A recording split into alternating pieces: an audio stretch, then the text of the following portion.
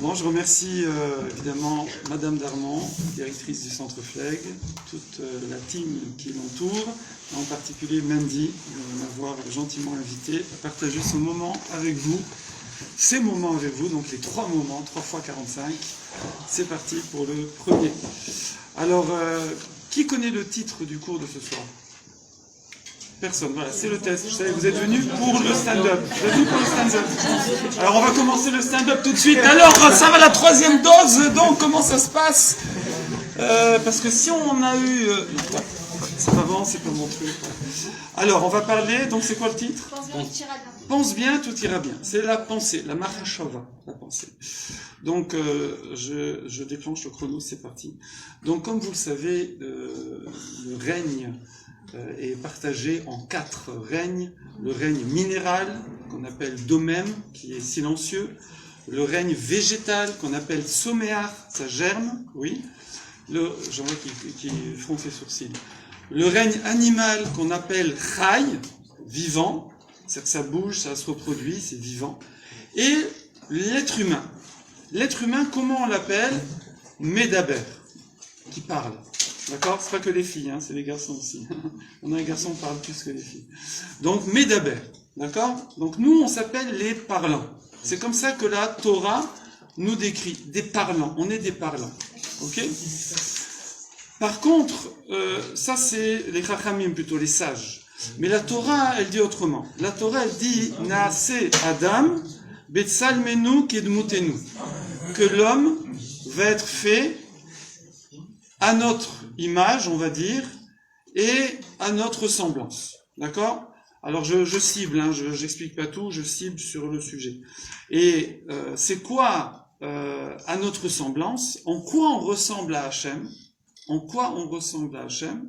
Rashi, il dit là-bas dans le Chumash, il dit Léavin veleaskil. Léavin, de comprendre. Havana. Havana, de comprendre. C'est quoi comprendre?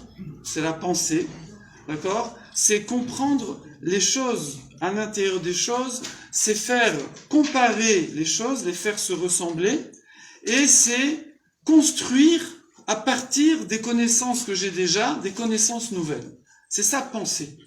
Penser, c'est que je prends, si vous voulez, comme des briques, et je fais un bâtiment. D'ailleurs, bina, binyan, un binyan c'est un bâtiment, et bina c'est comprendre, c'est un peu la même chose. Où je prends de la laine, je fais des fils, et après je les tisse, et après je sais plus quoi, non, je file, après je tisse, et après je fais un pull, par exemple. Donc d'accord, donc ça c'est de la construction.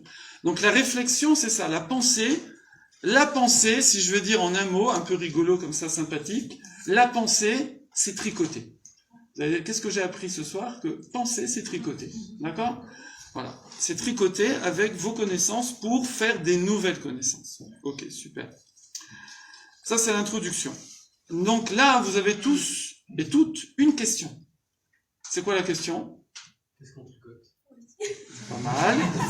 On y va, on continue. Une autre question. Alors, je vous donne une piste. Il faut trouver une contradiction entre les deux choses que je viens de dire. Je sais que vous étiez pas... Ça veut dire réfléchir alors, parce qu'on peut dire on va penser, réfléchir, donc c'est construire sa pensée, c'est construire avec les connaissances, etc. Et donc, d'après la Torah, je redis, je fais un résumé de ce que je viens de dire. Je fais un résumé. C'est normal, c'est le démarrage toujours. Il faut chauffer, c'est comme ça les diesels. C'est que la Torah dit, comment caractériser l'homme? C'est qu'il est penseur, c'est un penseur. Ou mévine, il pense, d'accord? Il tricote avec les connaissances et il fabrique des nouvelles connaissances. C'est ça l'être humain, ok? Comment les sages décrivent l'être humain, le règne humain par rapport au règne animal, végétal? Il parle, il est parlant. Alors, il faudrait savoir, on est des parlants ou on est des pensants? Les sages disent qu'on est des parlants et la Torah dit qu'on est des pensants. Ils vont dire, bon ça, il va nous prendre de chou pour ça. Bah oui, évidemment. Pour penser, pour parler, il faut penser. C'est pas toujours évident. Il y en a beaucoup qui parlent sans penser. Je vous assure, vous verrez dans votre vie. Vous en verrez, vous êtes encore... vous en verrez. D'ailleurs, des fois, on dit à quelqu'un, non, est-ce que tu entends ce que tu dis? On vous a jamais dit ça? C'est pas bon quand on vous dit ça, hein, je vous assure, ça peut être vexant. Est-ce que tu entends ce que tu dis? Est-ce que tu réfléchis à ce que tu dis? Est-ce que tu as tourné ta langue 7 fois dans la bouche? Ne faites pas ça, ça fait des nœuds. D'accord? Voilà. Donc, c'est pas évident. C'est pas si évident que ça, mais on va dire, normalement, le process normal, c'est que pour parler, il faut penser. Ok? Ok, super. Maintenant, la parole va aller... Alors, pourquoi la Torah nous décrit comme pensant et les sages nous décrivent comme parlant? Qu'est-ce qui est mieux? Parler ou penser? Alors, qui dit penser? D'accord. Qui dit parler? C'est complémentaire. D'accord. Qui n'a pas suivi? D'accord. On peut dire les deux. Alors, si on parle sans penser, c'est sûr que c'est moins bien. Ça, c'est sûr. Par contre, si on parle après avoir... Ouais, on reprend vraiment la base. Hein. Par contre, si on parle après avoir pensé, la parole est mieux que la pensée. Et là, on va voir si vous avez vos classiques. Ce qui se conçoit bien s'énonce clairement, et les mots pour le dire vous viennent aisément. Bravo. Qui est doctorat de philosophie, littérature? Voilà. Donc, pourquoi? Parce que souvent, la pensée, elle est très confuse. Ça part dans tous les sens. D'accord? Si vous vous posez comme ça, vous vous posez, et vous commencez à réfléchir. Comme ça, pendant une demi-heure, et en plus vous écoutez un peu de la musique, un truc, il y a quelqu'un qui vous parle un peu, vous voyez des choses qui passent devant vous dans le train. Ça défile de tous les côtés. Si, après, je vous arrête au bout de 10 minutes, redites-moi tout ce que vous avez pensé, je peux pas, c'est impossible. Par contre, si vous parlez pendant 10 minutes, redis-moi ce que tu as dit depuis 10 minutes, il y en a qui arrivent à le faire, d'accord? Mais la pensée, c'est très... Voilà. D'ailleurs, nous, quand moi j'étais à l'Yeshiva, avec le Rosh Yeshiva, alors il faisait comme ça, à la fin du show, il faisait un cours pendant 1 heure, Mara, Rachid, Tosfot, les Rishonim, tout ça, Au bout d'1 heure, alors on était tous comme ça en carré, il disait « Evanta, t'as compris ?» Alors on disait oui ou non. Alors si on dit non, bon, c'est l'archouma. En anglais, ça veut dire la honte. Donc c'est la honte. Si on dit oui, on prend des risques. Parce que, pourquoi? Ah, mieux que ça. Il disait répète. Donc, Evanta, t'as compris? Mais après 1 heure de cours, pile-poule, t'as compris? Bon, on prenait des notes, hein, quand même, hein, c'est pas comme ça, on a le droit de regarder ses notes. T'as compris? Répète. Et là, souvent, quand il disait répète, qu'est-ce qu'il disait, le garçon? Il disait, non, j'ai compris, mais je peux pas répéter. Ah, il disait, ah non, t'as pas compris. Non, si tu peux pas répéter, t'as pas compris. D'accord? Ça, c'est une chose. On voit souvent, hein, beaucoup de méthodes de thérapie ou de pédagogie, elles sont basées sur la répétition. Ça veut dire, l'expression. Quelqu'un, il a des problèmes, rien que lorsqu'il les exprime, eh bien, ça se clarifie dans sa tête. Moi, ça m'arrive des fois avec les jeunes, ils me disent « j'ai plein de soucis, j'ai plein de trucs, tu peux me faire un WhatsApp par écrit comme ça ?» À la fin du WhatsApp, il me l'écrit et il me dit « ça y est, c'est bon, j'ai plus de questions. » D'accord? C'est comme ça. C'est comme ça les écoutes téléphoniques et tout, etc. etc. Donc la parole et l'écriture encore plus, permet de classer, de synthétiser, de trier, d'avoir une pensée claire, efficace. D'accord? C'est pour ça qu'effectivement, les deux sont liés. C'est aussi important pour ça d'être une oreille attentive pour les gens. Quand vous serez mariés, surtout vous, messieurs, il faut écouter vos épouses. Il faut du temps, des fois. Hein. Et maintenant, les filles, il faut écouter les garçons aussi. Il faut aussi du temps maintenant. Voilà. Mais c'est très important. Heureusement que ma femme, elle n'écoute pas ce cours parce qu'elle me dirait « Est-ce que tu entends ce que tu dis ?» Est-ce que tu entends ce que tu dis? D'accord? Voilà. Voilà. Alors maintenant, la pensée, le Rav Dessler, vous connaissez tous le Rav Dessler, il dit « Machashava hi Adam ». La pensée, c'est l'homme. D'accord? Comment vous vous appelez? Vous vous appelez pensée. Parce que l'homme, c'est la pensée. Vous êtes une pensée, vous êtes la pensée. C'est joli, pour une fille, c'est joli, pensée. Jamais personne n'a pensé à s'appeler pensée. C'est joli. Voilà. Yael, en tout cas, en passant, j'ai appris votre prénom. Donc, discrètement comme ça. Donc, il dit comme ça, Rav Dessler, il dit, Un homme, il est sa pensée. Parce que sa pensée, et évidemment après, quand on trie la parole, parce que ça va montrer là où il est, ça va montrer quel est son centre d'intérêt. Je sais pas à vous, j'ai préparé ce cours sur plusieurs jours. J'ai fait dimanche à des garçons, je le refais aujourd'hui, donc c'est pour ça que c'est comme ça, hein, c'est plus pensé. Et ce matin, j'étais en train de courir comme ça, j'ai eu une insomnie, je suis parti courir à 6h du matin dans la bois de Vincennes, voilà. Et j'essayais, j'avais des tracas, des soucis d'organisation, de trucs, et j'essayais de pas y penser. Je n'y arrivais pas. J'ai couru pendant 1 heure, j'essayais de me changer les idées, pourtant j'avais de la musique dans les oreilles, j'étais dans le bois de Vincennes avec les oiseaux, bon j'entendais pas parce qu'il y avait la musique, mais bon, j'étais en train de courir et tout, j'essayais de penser à autre chose, je me dis mais détends-toi, impossible. Et comment je vais faire ci, et comment je vais faire ça, et là si ça marche, et ça marche pas, j'arrivais pas, d'accord? D'ailleurs, est-ce que vous avez déjà essayé cette expérience sympathique de vous poser à un endroit et de penser à rien? Est-ce que vous êtes capable de penser à rien pendant 3 minutes? Alors, voilà, exactement. Alors, moi, dans ma jeunesse, j'ai suivi une formation de coach sportif, préparateur mental, et donc j'aime beaucoup ce sujet et j'écoute. Dernièrement, j'ai écouté un cours sur la préparation mentale, en particulier pour les joueurs de golf. Le problème du joueur de golf, c'est que la partie, elle dure 2 heures, 3 heures, mais en vérité, il tape dans la balle pendant 5 ou 6 minutes. Il y a rien, quoi.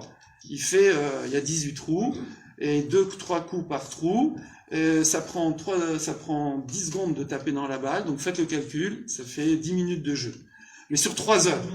Et le problème, c'est qu'il va penser tout le temps. Et il faut savoir qu'un joueur de golf, surtout que moi je connais pas ce truc-là, mais c'est des gros enjeux. Vous savez, c'est parmi les plus gros gains dans les sportifs, hein, les joueurs de golf. Et il n'a pas une équipe, il est tout seul, le bonhomme. Oui. Et le problème, c'est que pendant 3 heures, il va penser, et tout ce qu'il pense, c'est pas bon. C'est parce que c'est comme ça. C'est comme ça, d'accord? Donc il y a toute la préparation mentale sportive, alors on a dit le mieux, c'est qu'ils pensent pas. Donc on leur apprend à ne pas penser. Il faut qu'entre deux, je sais pas comment ça s'appelle là, truc là, hein? Swim, ouais, yes, swim. Ah, swim, non. Swim, bon. Entre 2 coups de balle, il faut, ça fait moins joli, hein, il faut qu'il pense pas. Parce que plus il pense, plus il va s'enfoncer, d'accord? Et il y a d'ailleurs dans ce cours que j'ai entendu, il parlait de jeunes étudiants en médecine et tout, qui ont fait une petite soirée, puis qui ont un peu bu, et puis ils ont joué avec un appareil, un IRM, je sais plus exactement ce que c'était. Ils sont allés donc ça dans le service, et ils ont joué. Alors après ils se sont fait attraper parce que c'était sous caméra, et après on a voulu les virer, donc on les a convoqués. Mais il y a un des professeurs qui était là qui a dit « Attendez, ne les virez pas, je veux leur parler avant. » Oui, pourquoi? Il dit « J'ai jamais vu des IRM comme ça. » Les types, il y en a certains, ils ont réussi à ne penser à rien. Je voudrais savoir comment ils ont fait. Parce que normalement, il faut une expérience dans le yoga ou dans la méditation. Et c'est toute une préparation. Ils ont fait ça, tchic-tchac, ils sont rentrés dans la machine et ils ont réussi à ne penser à rien. D'accord? Alors, vous voulez savoir le truc? Et il dit le truc. Dans le cours, il dit le truc. Il dit, il y a un moyen d'essayer de ne penser à rien. J'ai essayé, hein. Vous essayerez après, hein. Ne faites pas tout de suite, parce que... Et donc, il y a un moyen. Vous vous mettez comme ça, et vous pensez... Non, on a dit qu'il ne faut pas penser. Vous pensez à chercher quelle est la source de ma prochaine pensée. C'est comme ça. Je l'ai pas inventé. Voilà, vous ferez tranquillement à la maison. Vous essayez de penser quelle est la source de ma prochaine pensée. Et il paraît que ça bloque. Pourquoi? Alors en fait, c'est qu'il y a certaines situations, par exemple un sportif, un soldat sur le champ, où tout ce qu'il va penser, ça va lui nuire. Ou nous, ça vous arrive. Vous êtes à un examen, vous arrivez à un examen. Je sais pas, je vais rater, je suis je suis pas en forme, je suis machin. Mais ne pense pas, ça sert à rien, t'es en train de t'enfoncer. Donc des fois, il faut pas penser. D'accord?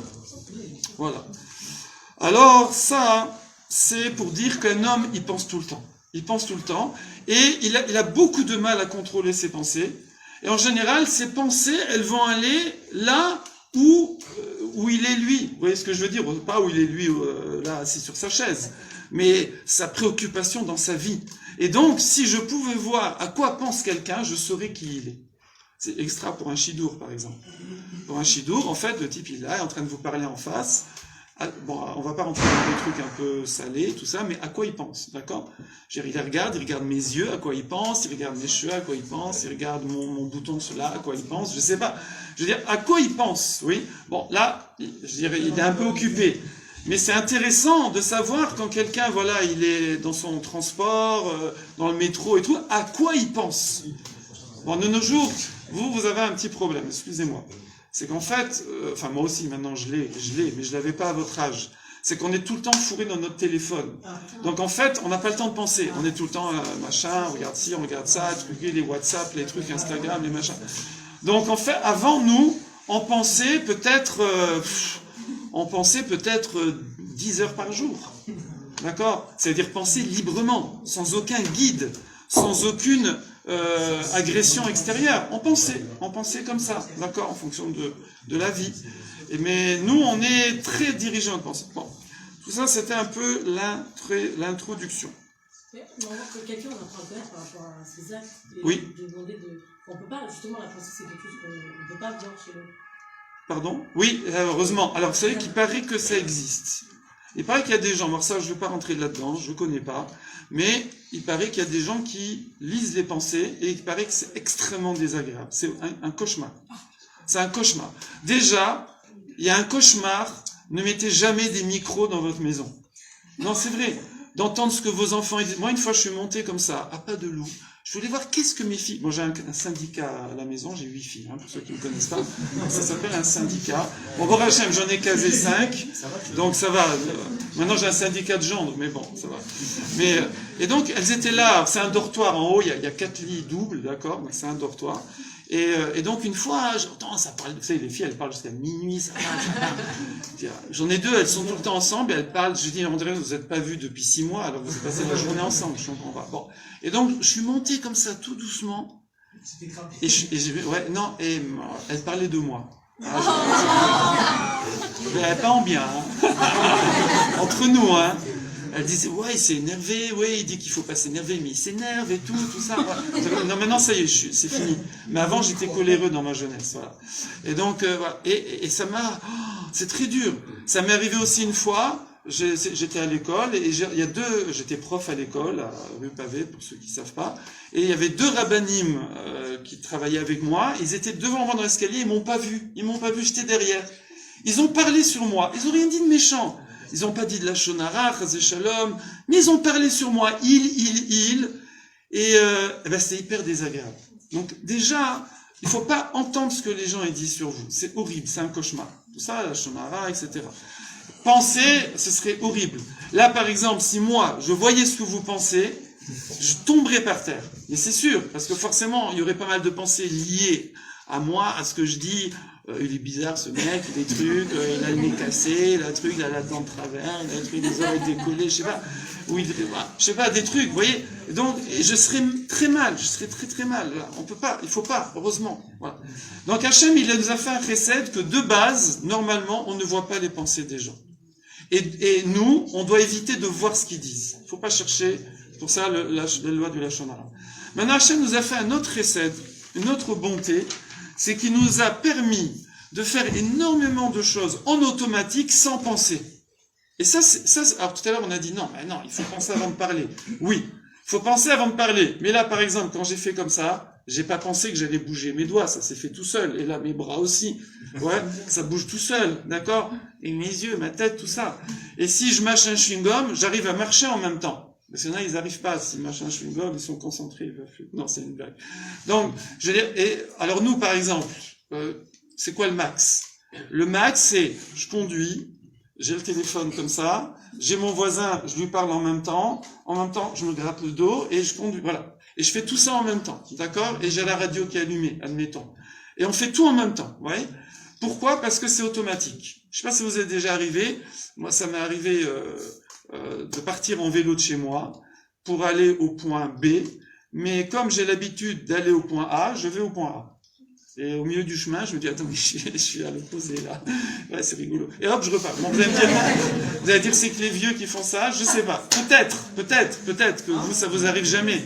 Non, ça vous arrive pas de partir dans la mauvaise direction. Si, voilà. Donc, il y en a qui sont en avance sur la roche. D'accord. Donc, pourquoi? C'est en automatique. Baruch Hashem. On fait plein de choses en automatique. Et, voilà, les religieux, ils connaissent ça. On fait la tfila. Hachem s'est fait taille, tifta, au fil, et vas-y, alors, faut que je fasse ça, j'ai fait ça, lui m'a dit ça, truc. Ah, ofse, shalom, bim, romav. Voilà, on a tout fait la tfila par cœur, et on n'a pas pensé un mot, d'accord? Pas un mot. Zéro walou pointé. Voilà, nickel, 100%. Et c'est automatique, d'accord? Et on fait plein de choses comme ça. Ça, c'est un chesed. Alors, c'est pas bien quand on fait des mitzvot, ou la tfila, ou qu'on parle à quelqu'un, genre, ouais, je parle avec ma femme, donc je parle, elle me parle, puis à bout d'un moment, elle se rend compte qu'en fait, je n'écoute pas. C'est-à-dire, en fait, je pense à autre chose. C'est classique, d'accord? Voilà. Moi, on faisait ça en chavruta. En chavruta, quand on étudiait à deux la Gemara, c'est pas gentil, il faut pas faire ça, mais bon, je le faisais, mais c'est pas gentil. C'est que l'autre, il parle, enfin, moi, je parle, j'explique, et je vois qu'il m'écoute pas. Donc, normalement, je suis en train de dire, voilà, Tosfot, il pose la question comme ça, sur la Gemara, comment ça se fait que... Et au lieu de dire ça, je lui dis, tu prends 3 carottes, tu les mets dans la casserole, tu mets des choux avec, tu mélanges. T'es d'accord? Il lui fait, oui. Et je lui dis, je viens de te donner une recette de cuisine. Tu sais, il dit, bah, arrête, oui, excuse-moi, j'écoutais pas. Voilà. Vous essayerez ça avec vos amis et tout, c'est super rigolo, Bon, en tout cas, Hachem nous a fait un chesed de nous permettre de faire plein de choses automatiques. Pourquoi faire? Pour qu'on puisse penser en même temps à des choses plus spirituelles, on va dire. Donc pendant qu'on mange, pendant qu'on marche, pendant qu'on se brosse le dos dans la douche, on pense, d'accord? On pense et ça permet, alors pensez pas d'être trop trucs spirituels dans la douche, mais bon, mais voilà, on pense, d'accord? Il y a des rabbinim, par exemple, leur problème c'est les toilettes. Ils ont un problème terrible. C'est que il faut pas penser à des livrets Torah dans les toilettes. Alors, eux, ils pensent tout le temps à la Torah. Donc, il y en a un dans la Gemara, sa femme, elle restait devant la porte, elle faisait ding, ding, ding, ding, ding, tout ça pour qu'il soit brouillé. C'est pas une blague, c'est vrai ce que je vous dis. D'accord? Voilà. Moi, à un moment, je mettais la radio dans les toilettes. Le problème, c'est qu'après, en fonction de ce qu'ils disaient dans la radio, je pensais. Voilà. Donc, ce que je fais, c'est que j'y reste pas. Je fais, hop, voilà. Bon, c'est une blague. Maintenant, on va pouvoir penser. À quoi ça sert de penser? Alors, à quoi ça sert de penser? On va dire, déjà, à mettre de l'intention dans nos actions. Parce que, comme on a dit, dans l'idéal, je fais une action. Admettons, voilà, je fais une mitzvah, d'accord, pour les religieux, ou je suis en train de faire un acte de chesed, ou je rends service à quelqu'un, je vais mettre une kavana, je vais mettre une intention, d'accord? Ok, je mets une intention. Ça, la pensée va m'aider à mettre des intentions, donc ça va relever mon action. Ça va me servir aussi à faire mes choix, évidemment. Je vais faire mes choix, mes décisions. Et ça va me servir aussi à simplement me construire ce qu'on appelle le pnimi en hébreu, mon intérieur. Ça veut dire, je me construis par la réflexion. Même si ça débouche sur aucune action. Je réfléchis sur la petitesse de l'homme, la grandeur de la nature, je sais pas. Donc je réfléchis, je pense comme un penseur, et je construis. Peut-être qu'il n'y a aucune action qui découle là tout de suite, mais j'enrichis, je me construis, et après, ça me change. Ensuite, dans la vie pratique, en fonction de ce que je me suis construit par mes pensées, je vais agir, faire mes choix, etc. C'est pour ça que c'est important d'essayer de pas trop être dirigé dans ses pensées par les médias, le téléphone, le truc, qu'on est toute la journée, parce qu'on est en train de se conditionner. C'est-à-dire nos pensées, elles vont être ta. D'accord? On va regarder tout le temps, je sais pas, une fille, elle regarde tout le temps des grands blonds baraqués, elle voit plus les bruns. D'accord? Voilà. Je donne un exemple comme ça. Mais on est conditionné. Okay. Voilà. On croit qu'on pense, on croit qu'on fait des choix, mais à la fin, si on est tout le temps conditionné comme ça, en fait, c'est plus nos choix à nous, parce qu'on n'a plus la liberté de penser. Voilà. Donc, il faut se donner des moments de liberté de penser. C'est vrai que nous, on a une chance, c'est Shabbat. Shabbat, chacun y fait à son niveau, plus ou moins, mais même quelqu'un, admettons, qui fait pas beaucoup Shabbat, franchement, qu'il essaye de mettre son téléphone de côté. Ça vaut le coup. D'accord? Vraiment, c'est un grand kiff. Voilà. Voilà. Donc ça, c'était l'introduction. On n'a pas commencé, hein. Je commence. Donc maintenant, 45 minutes. Hein. 3 fois 45, on a dit. Comment vous appelez? Comment vous appelez? Oshri, c'est très bien. Je compte le nombre de fois que j'ai réussi à vous faire sourire. Vous êtes ma référence. Alors maintenant, non, il me reste combien de temps, sérieux? 45 minutes, Non, sérieux, combien il reste là? J'ai pas le chronomètre. Il y a 25 minutes ici, il reste 20 minutes. 20 minutes, ça marche. Alors, en 20 minutes, on va essayer de comprendre une Gemara. Les filles, elles adorent la Gemara. C'est la Gemara Brachot, elle dit comme ça. Hein?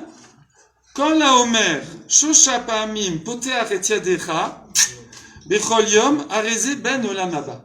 Tout celui qui dit Poteach et Yadecha, ou Masbia Lechol Chai Ratson, donc c'est dans Teilim, dans les psaumes, c'est le Hachré qu'on dit. Alors dans la Tfila des hommes, c'est 2 fois le matin et 1 fois l'après-midi. D'accord? Donc ça fait 3 fois par jour. Et tout celui qui dit 3 fois Poteach et Yadecha, tu ouvres tes mains, on parle à Hachem. Hachem ouvre ses mains, ça veut dire la bracha, la profusion, oui. Ou Masbia, et il nourrit, il substante, c'est plus joli. L'Echol Chai Ratson, tout être doté de volonté, d'accord, être vivant, quoi. Eh bien, celui-là, il est Ben Olam Haba. Il est Master Olam Haba. On dit pas, il aura Olam Haba. Normalement, Olam Haba, c'est pas tout de suite. Olam Haba, c'est le monde à venir. Donc, il est pas là. Il est à venir. On est d'accord? Oui. Mais il est déjà Ben. Il est fils d'eux. C'est-à-dire, il est déjà un peu dans Olam Haba. C'est bizarre. D'abord, ça fait un peu magique. Ça fait magique. C'est-à-dire, je dis 3 fois une phrase. Voilà. Donc, tous les matins, vous levez, allez, et là, a priori, ma journée doit être différente. Puisque je vais vivre une journée de Olam Haba. En gros, c'est ce qui est marqué, si on prend vraiment à la lettre. Vous êtes d'accord ou pas? Donc, je dis 3 fois ça, et je vais avoir une journée différente. Normalement, on dit, moi, je suis dans Olam Hazé, je suis dans ce monde-ci, d'accord, dans le monde terrestre, c'est le chantier, quoi, la galère, le truc. Il y a des bons moments, il y en a des moins bons, tout ça. Olam Haba, c'est la félicité. Le monde à venir, où tout est beau, tout est magnifique. On dit que tous les bonheurs, Rav Dessler, il dit comme ça un truc, c'est énorme, c'est un petit exercice qu'on peut faire. C'est-à-dire que vous imaginez tous les bons moments de la journée. Vous voyez là, c'est bon la journée. Tous les bons moments de la semaine. Je le fais vite, mais vous pouvez le faire tranquille. Tous les bons moments du mois dernier, du mois de, janvier, je sais pas, janvier, allez, décembre. Toute l'année, allez, j'y vais pendant 2 minutes. Après, je fais, depuis que je suis né. D'accord? Et ceux à venir, bon, je suppose. Oui? Et après, je cumule de 8 milliards de gens. On est combien? 8 milliards? Je sais plus, là, ça change tout le temps. Donc, tout ça, je le mets dans une seringue. La 3e dose. Je le mais dans une seringue, oui. Tout ce bonheur-là, tout le bonheur des 8 milliards depuis la création jusqu'à la fin des temps, je le mets dans une seringue et je paf! Là. Intraveineuse, non, ici. Ouais, je taffe. Eh ben, on dit que ça, c'est l'odeur de l'Olam Haba. On dit c'est l'odeur de l'Olam Haba. Comme ça, Rav Dessler, il fait toute une description, tout un exercice de méditation. Donc, il n'est pas là, le Olam Haba. Il n'est pas là, oui. Et là, on dit pourtant que c'est quelqu'un qui dit ça 3 fois, il est Ben Olam Haba. Donc, ça veut dire, s'il le dit, sa journée va être un peu comme du Olam Haba. Elle va être merveilleuse, oui. Alors, évidemment, vous avez compris. Ça suffit pas de le dire. Vous avez compris, vous y attendiez. C'est qu'en fait, il faut le penser. Alors, c'est ce qu'on va essayer de comprendre dans les 15 minutes qui me restent. Parce que là, j'ai passé 5 minutes, là. Donc, les 15 minutes qui me restent, essayer de comprendre ça. Comment le fait... Qui c'est qui a caché un chat dans son sac? Comment le fait de...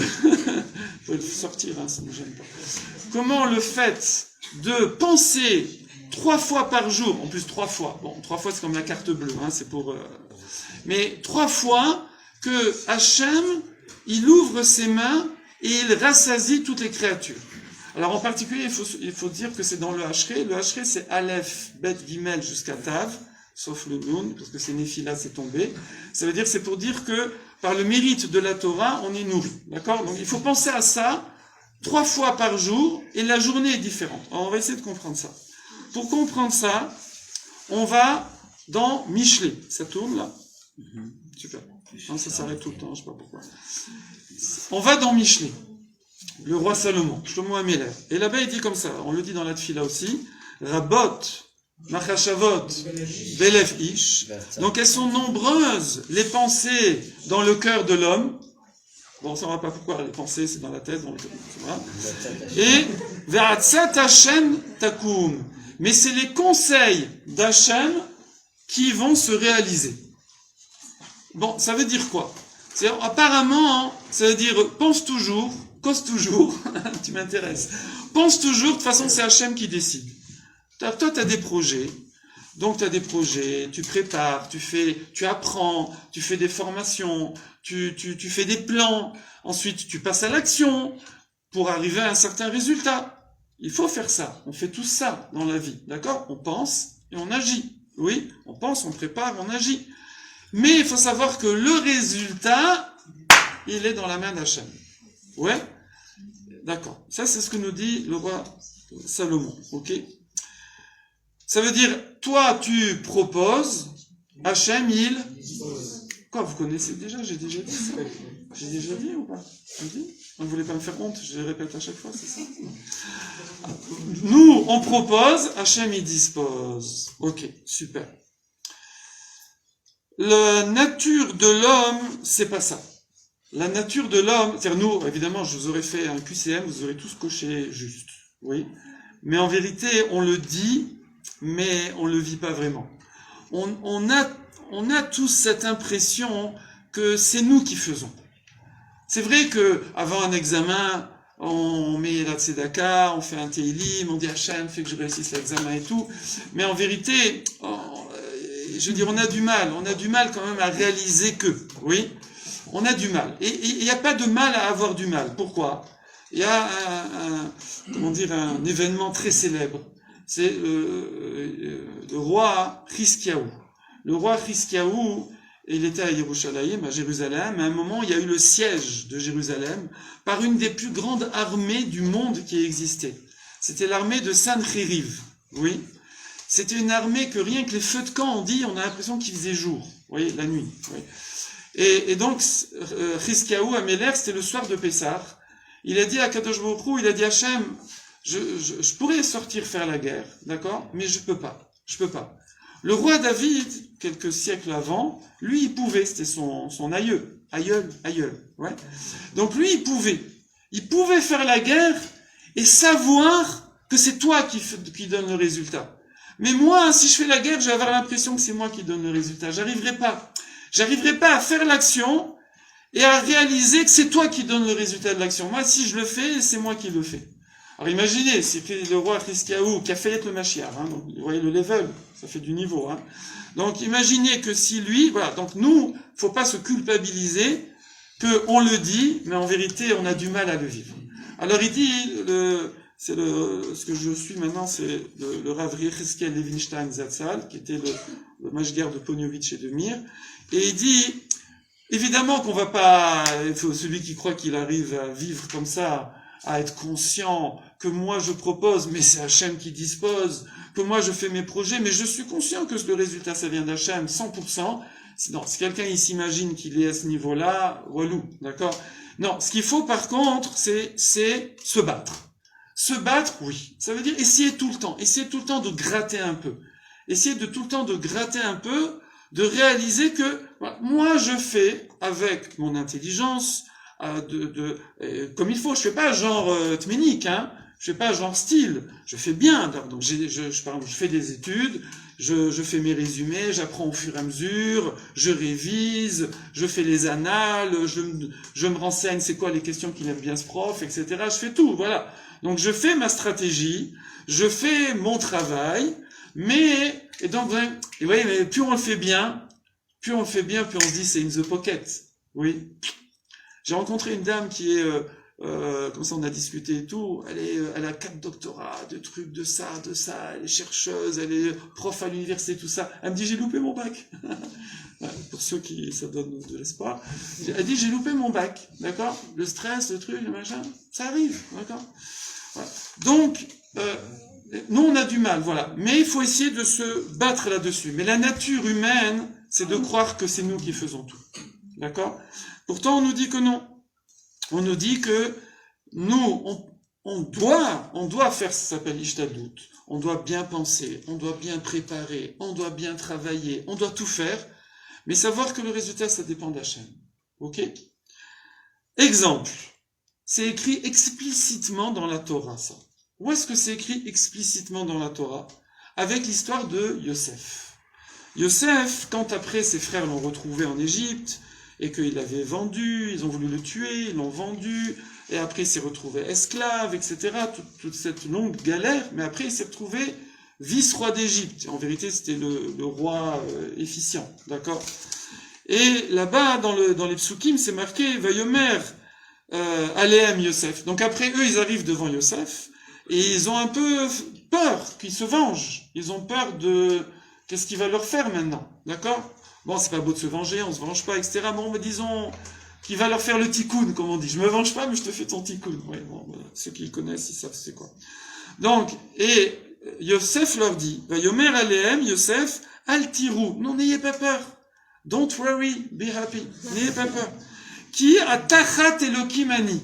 Est-ce que je suis à la place de Dieu? N'ayez pas peur, je suis pas à la place de Dieu, il leur dit Yosef. C'est le roi d'Égypte. L'Égypte, c'est plus que les États-Unis à l'époque, hein. D'accord? C'est le roi d'Égypte, il fait ce qu'il veut. Mais je suis pas à la place d'Hachem. Je suis pas à la place d'Hachem. Ve'atem chashavtem alay ra'a. Vous avez voulu me faire du mal. Vous avez chashavtem machashava. Vous avez pensé. Vous avez fait des stratégies, des plans. Et vous les avez mis en action pour me faire du mal. Mais qu'est-ce qui s'est passé? Elokim chashva letova. Mais Hachem, il a pensé faire du bien. Donc il a pris tous vos plans et il les a transformés en bien. Vous m'avez envoyé comme esclave, je me suis retrouvé roi. D'accord? De la plus grande puissance mondiale de l'époque. Oui? Et Rashi, il dit là-bas, Rashi explique pour ceux que, bon, on a compris en vérité, mais Rashi va encore bien insister. Et il dit, Shema bimkomo ani, est-ce que moi je suis à la place de Dieu? C'est ce que veut dire Yosef. Vous, regardez, vous êtes combien de frères? On compte pas Binyamin, d'accord? Vous êtes combien? Donc il reste 10. Vous êtes 10 frères. Vous êtes unis contre moi. Bon, restait 9 au moment parce que Oven n'était pas là. Mais bref. Donc bref, vous êtes une dizaine. Vous êtes une dizaine. Vous êtes unis contre moi. Et qu'est-ce que vous m'avez fait? Walou. Vous m'avez fait roi d'Égypte. Donc moi, je suis tout seul contre vous 10. Je peux rien faire. D'accord? Vous voyez que je peux rien faire. Et donc ça, hein, on voit dans la Torah, c'est marqué explicitement qu'un homme, il peut monter, descendre. Il peut toujours essayer, mais si Hachem veut pas qu'il monte ou veut pas qu'il descende, il montera pas ou il descendra pas. Et il y a comme ça beaucoup d'exemples, on va pas en faire 50 parce qu'il me reste plus que 8 minutes 30. Donc, je vais droit au but. Il faut savoir que, donc je passe tous les autres exemples, 1, 2, 3, 4, 5, c'est fait. Comment? Vous avez jusqu'à que Madame Darmon arrive. Ah oui? Wow, alors là, j'ai le temps, là. Non, parce que c'est dur de se garer, hein. C'est pas de la chenard, c'est très dur de se garer, c'est pour ça. Ok, avec plaisir. Alors, je passe les autres exemples, parce que vous avez compris le principe. Et... Oui, tu veux? Non, ça va. Ah, il y a plus Jean. Le Rav Yecheskel nous dit comme ça, il faut savoir que vous voulez réussir dans la vie, vous voulez la Hatzlacha, vous voulez avoir un maximum de chance, que lorsque vous proposez, Hachem dispose ce que vous proposez, ce qui est l'idéal, quoi, d'accord? Vous voulez qu'un maximum de fois Hachem valide vos projets, vos plans, d'accord? Bon, déjà, il sait mieux que nous ce qui est bien pour nous. Donc déjà, bon, ok. Mais vous voulez ça? Eh ben, il dit, c'est très facile. Bon, déjà, heureusement heureusement qu'il y a le principe du libre arbitre, hein, parce qu'il y a le libre arbitre. Donc, c'est vrai que souvent, donc, de façon générale, on fait des choses, voilà, donc dans une classe, une bonne classe, tout le monde travaille bien, tout le monde a le bac. Bon, ça c'est en France, parce que bon, à mon époque c'était pas comme ça. Hein, voilà. Mais bon, maintenant tout le monde a le bac. Bon. Mais donc voilà, donc ça on va dire, c'est le libre arbitre, oui, mais quand même, voilà, des fois c'est pas le cas. Il y a un principe, il y a une clé. Il dit comme ça, je vous le fais dans les mots parce que c'est scoop. Il dit, plus quelqu'un, il est persuadé, il vit avec ça. Comme on a dit, on peut pas à 100%, on peut pas. Mais plus quelqu'un, il se bat pour réfléchir et essayer de se convaincre à chaque fois, surtout quand il y a des choses importantes, que moi j'agis, mais c'est Hachem qui va décider du résultat, plus Akadosh Baruch Hu, il va ne pas nous contrarier. Si c'est pour notre bien, en tout cas. Hein. Il va pas nous contrarier. Par contre, quand quelqu'un, il est trop sûr de lui, c'est Otsem Kochi Otsem Yadi, c'est-à-dire, il a l'impression que c'est lui qui fait tout. C'est pas parce qu'Hachem, il veut être en Chazé Shalom contrariant. C'est pas ça, mais c'est parce que il va pas dans la bonne direction, c'est pour l'aider. C'est pour l'aider. Donc Hachem, il va lui donner des leçons. Il va lui montrer que, et c'est pour les grandes choses, et même c'est pour les petites choses. Moi, je vois, à chaque fois que j'arrive sur un Vélib comme ça, et que je me crâne comme ça, que j'arrive là, comme ça, là, c'est pratique, le Vélib, j'arrive, tac, allez, hop, et ben bingo, ça marche pas. Après le deuxième, le troisième, la station, je vais à l'autre station, voilà. Et quand j'arrive comme ça, humble, et que je me dis, bon, Kadosh Baruch Hu, si tu veux bien que je prenne ce Vélib, tac, tac, direct. Non, mais c'est pas une blague, sur des petits trucs. Vous allez vous moquer de moi, mais tant pis, c'est pas grave. Vous savez, comme ça, les vieux. J'ai acheté une machine pour plastifier. Oui. Et je sais pas, ça me fascinait. Ça me fascinait. Alors, je précise, c'était il y a 20 ans, hein, quand même. Je veux dire, maintenant, bon. Mais il y a 20 ans. Hein, quoi? Donc, j'ai dit 20 ans parce que c'était déjà né. Hein, donc, il y a 20 ans, j'ai une plastifieuse, voilà. Et donc, j'étais vraiment fasciné et tout. Donc, elle est toute neuve. Je l'ai amenée à la maison. J'étais trop fier de moi. J'ai dit, allez, passez-moi vos trucs, là, je vais plastifier et tout. Je me sentais, là, comme si j'avais acheté un bar tabac, vous savez, comme ça. J'étais un caïd. J'étais un caïd avec ma plastifieuse. Le premier truc que j'ai mis dedans, c'est pas une blague, hein, c'est pas une blague. Le premier truc que j'ai mis dedans, le plastique, il est parti de traviole, le machin et les trucs, ça s'est mêlé, tout ça a fondu. J'ai essayé de la démonter et à la fin, je l'ai jeté à la poubelle. Je n'ai utilisé qu'une fois. D'accord? J'ai même pas plastifié un truc. D'accord? Voilà. J'en ai racheté une. J'ai racheté une. D'accord? Et là, je l'ai fait à la Hanav. Humilité. D'accord? Je suis arrivé comme ça, je dis, Hachem, j'ai une plastifieuse, elle est à toi. Non, sérieux, elle est à toi. Voilà, si tu me la prêtes, je peux l'utiliser tant que je peux, voilà. J'ai fait, vraiment, je me suis mis, c'est pas une blague, même pour les petites choses, je pense que ça vous est arrivé aussi. Des fois, des petites choses, on fait un petit truc, on l'a fait 10 000 fois, et ça marche pas, parce que je la joue. Et puis des fois, c'est le contraire, pour des grandes choses, on a un challenge, un truc de ouf, et c'est là que c'est plus facile finalement. Et là, je me dis, bon, Hachem, sans toi, je peux pas, je veux dire, c'est pas la peine. Je le fais vraiment parce que, moi, c'est comme ça, mes examens, j'ai fait, voilà, Hachem, si tu veux, je les ai, parce que moi, laisse tomber. Et pour Hachem, je suis passé de justesse, mais je les ai eus. Il y avait un concours, voilà. Je l'ai eu, là, je suis passé 100, alors, il y avait 100 places, et il y avait droit à 5 étrangers, c'est comme ça, maghrébin, bon, c'était comme ça à l'époque, il y avait 100 places français, 5 étrangers, comme ça, pharmacie, et je suis passé 102e, parce qu'il y a quelques maghrébins qui ont bien travaillé, donc ça fait qu'il y avait 105, voilà. De justesse, voilà. Mais je me suis entièrement remis à Kadosh. J'ai fait un peu, mais vraiment je me suis remis à Hachem. Donc plus quelqu'un, il va être conscient comme ça, que dans tous les détails, Madame Darmon, voilà, c'est le mot de la fin, bravo.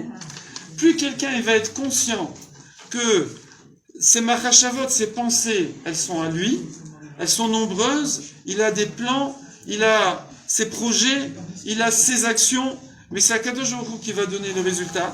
Plus il est conscient de ça, plus Akadosh Baruch Hu il va le faire réussir. J'avais un exemple là, je voulais pas le citer, mais je le cite parce qu'il est trop mignon. C'est très mignon. C'est Paro, le méchant Paro, oui. Donc, nous, on chante le méchant Paro, tout ça et tout. On fait la gada, on chante, on fait l'ambiance avec les enfants, Manishtana et tout. Mais c'est horrible, ils se baignaient dans du sang d'enfants, de bébés, etc.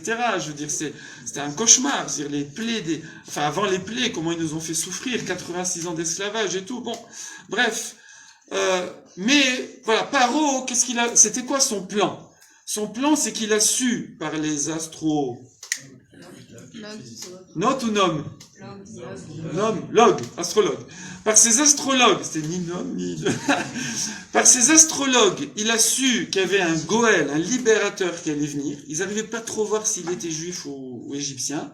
Donc il a noyé tous les bébés, juifs et égyptiens. D'accord? Donc il a fait vraiment, on peut pas faire plus comme plan. D'accord? C'est le plan ultime. D'accord? Et qui c'est qui a élevé? C'est lui. C'est sa propre fille qui l'a ramené à la maison. Et j'avais jamais vu ça, c'est très joli, c'est un midrash. Il y a un midrash qui dit que Moshe Rabbeinu, comme ça c'est marqué dans le midrash, était tellement beau que les gens, ils avaient envie de le voir. Alors je vais viser personne, d'accord? Je vais viser personne. Bon, si peut-être je vais viser un, tiens, voilà. Il était tellement beau, avec deux. Je visais garçon, pour pas qu'il y ait deux. Donc il était tellement beau que les gens, ils avaient envie de le voir. Et c'est marqué comme ça dans le midrash, je vous raconte pas des blagues. C'est marqué Mishaya Roéou, celui qui le voyait, ouais. Loaya Ma'avir Atzmo Me'elav, il n'arrivait plus à sortir ses yeux. Il n'arrivait pas, il restait comme ça bloqué, d'accord? Quelle fille ne rêverait pas de ça? Que quand un garçon il passe comme ça, il n'arrive plus à enlever ses yeux. Non, ça vous paraît. Bon, je sais pas, je suis pas une fille, je sais pas. Garçon, il y en a qui rêvent de ça? Non, bon, ok. Qui rêve de ça? Allez, je vous gênez pas. Ok. Eh bien, Moshe Rabbeinu était tellement beau que on le voyait, voilà. Eh bien, c'est marqué, mais attends, pas touche, d'accord? Le seul qui avait le droit, qui était, c'est comme ça marqué dans le Midrash, Menashko ou Mechavko, qui l'embrassait, et qui l'enlaçait, c'était le Pharaon. Pharaon, il adorait Moshe Rabbeinu, ce petit bébé qu'il a voulu noyer, qu'il a noyé toute la population, les Juifs et les Égyptiens, il l'avait sur ses genoux et voilà, si tu veux, tu peux monter, descendre. C'est que de jour où il veut, il fait. Y a pas. Voilà, ça c'était le dernier exemple. Donc nous maintenant on est dans une période qui s'appelle de Esther Panim, c'est vrai qu'Akadosh Baruch Hu ne fait plus les miracles ostentatoires, etc., etc. Donc c'est à nous à faire un énorme travail pour réaliser, c'est des mounas, pour réaliser que on a l'impression d'être les acteurs de notre vie, mais en vérité, comme on a dit, on est quand même un peu les acteurs, c'est-à-dire nous on propose, on pense, on prépare, mais c'est Hachem qui donne le résultat, et plus on s'en remet, plus on est conscient de ça, plus Hachem il nous donne le leadership, il nous donne la main, si on peut dire, d'accord? Ça, c'est non seulement pour l'action, le résultat, c'est aussi pour le timing. Vous allez dire, bon, c'est inclus dedans, mais non, c'est pas inclus dedans. Parfois, on fait quelque chose, c'est très important de savoir ça. C'est que parfois, on fait des choses, et ça marche pas. Donc, on se dit, bon, alors voilà, c'est après ce qu'on vient de dire, bon, Hachem veut pas. Il faut pas s'empêcher, des fois, de réessayer. Parce que des fois, c'est que c'est pas le bon moment. C'est pas le bon moment, d'accord? Donc il faut savoir pour chaque chose, il y a un timing, il y a un zman. Alors je vais pas donner les exemples parce que Madame Darmon est là. On a dit que dès que Madame Darmon arrive, on arrête. Donc voilà, je vais arrêter. Vous connaissez celui qui dit attends un dernier truc, et voilà. Donc non, là j'ai vraiment fini. C'est la dernière phrase. Et donc il y a un timing pour chaque chose, d'accord? Par exemple, vous savez quand une femme est enceinte, on dit Besha Tova ou Mutzlechet, au bon moment et c'est une bracha. De souhaiter à quelqu'un que ce soit au bon moment, d'accord? Parce que des fois on fait trop tôt, donc il n'y a pas trop tard. Voilà. Pour conclure, parce que voilà, là, vous voyez, plus de feuilles. Pour conclure, on avait dit au départ qu'on allait comprendre. Tout ça, c'était pour comprendre comment, quand je dis 3 fois par jour, quand je pense 3 fois par jour, donc Poteach et Yadecha ou Masbia lechol chai ratson, tu ouvres tes mains, ta profusion, la bracha, et tu adonnes à tout être vivant. Comment ça fait que ma journée est différente, qu'on m'appelle, que je suis un peu dans l'amaba? Alors vous avez compris. C'est que plus je suis conscient que ça vient d'Hachem, plus Hachem, il va effectivement me donner cette bracha. Donc forcément, ma journée, elle sera mieux. Mais c'est pas que ça. C'est pas que ça. Vous savez ce qui fait grossir? Je savais pas, je l'ai appris hier. Ah, surtout la ceinture, là. Oui. C'est le stress. Le stress fait qu'on sécrète des cortisol. On sécrète des cortisol. Eh bien, potear et yadecha ou masbia le kolcha et rasson, c'est l'anti-stress. C'est pour ça que les religieux, ils sont maigres. Contre-exemple. Bug.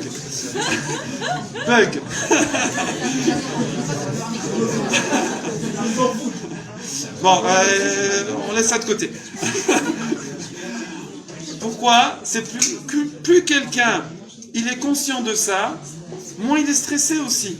Pourquoi? Non, c'est pour une autre raison. Ça, je pourrais vous expliquer, mais il est tard. Mais un autre cours. On reviendra à 3x45. J'expliquerai pourquoi. Il y a une raison. Moi, j'étais très gros aussi. Je sais pourquoi. Donc, il y a une raison. Ça s'explique. Mais plus quelqu'un, il est conscient que moi, le résultat, moi, j'ai fait ce que j'ai à faire. Maintenant, le résultat, c'est ce qu'Hachem a décidé qu'il y a de mieux pour moi. Donc maintenant, il n'y a plus de stress. C'est fini. J'y vais. Je vais à un shidour. Ça marche pas. J'ai pas être déçu. Je vais à un examen, j'ai pas réussi, je refais, ou peut-être je fais un autre. J'ai pas à être stressé. J'ai un ami qui est avocat. Il est avocat, c'est un très grand avocat. Il est tout près d'un très beau quartier et tout. Je vais pas dire plus, il va se reconnaître. Eh bien, je veux pas non plus qu'on le reconnaisse. Il a loupé médecine. Et il se disait mince, et 2 fois, hein, je veux dire, comme tout le monde, quoi.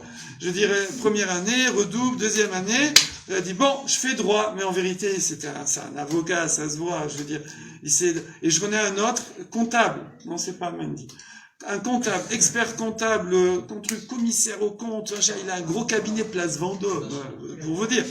Eh bien, il a loupé médecine aussi. Mais, voilà. C'était pas son truc. Des fois, donc, il n'y a plus de stress. Il n'y a plus la frustration. Qu'est-ce qui rend une journée désagréable? C'est pas les événements.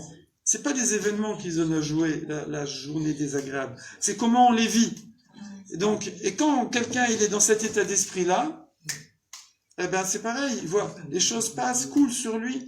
Il est zen, d'accord? Évidemment, comme on a dit, c'est pas 100%, c'est pour ça. Mais on peut gagner là-dessus. Voilà ce que je voulais partager avec vous sur les pensées. Allez, faites un coucou.